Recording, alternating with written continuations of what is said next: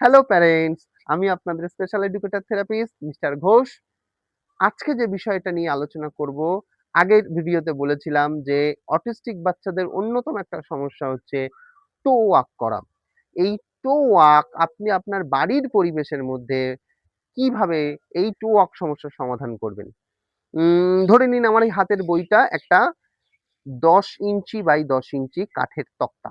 যেটা শক্ত কাঠের তক্তা এবং যার উপরে আপনার বেবি, আপনার বাচ্চা উঠে দাঁড়ালে তক্তাটা ভাঙবে না। বাচ্চার সেফটির দিকটা আপনাকে সবার আগে খেয়াল রাখতে হবে। এইবার এই কাঠের তক্তাটাকে আপনি আপনার ঘরের কর্নার সাইডে 45 ডিগ্রি অ্যাঙ্গেলে দাঁড় করান। তারপর বাচ্চাকে মেঝেতে দাঁড় করান এবং মেঝে থেকে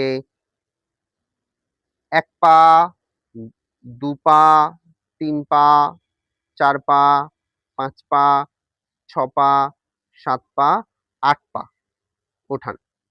আবার উল্টো দিকে নামান। ১ পা, ২ পা, ৩ পা, ৪ পা, ৫ পা, ৬ পা, ৭ পা।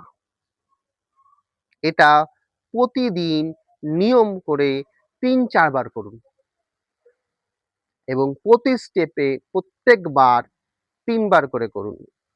৩ বার করে ৩-৪ বার করুন। দেখবেন অবশ্যই একটা পজিটিভ রেজাল্ট পাবেন টো ওয়াক কমানোর ক্ষেত্রে। অবশ্যই আপনারা কমেন্ট করতে পারেন আপনারা আপনাদের বাচ্চাকে নিয়ে কি সমস্যার সম্মুখীন হচ্ছে এবং সেটা বাড়ির পরিবেশের মধ্যে সমস্যার সমাধান করা যায় কিনা। অবশ্যই আমি তার রিপ্লাই দেব।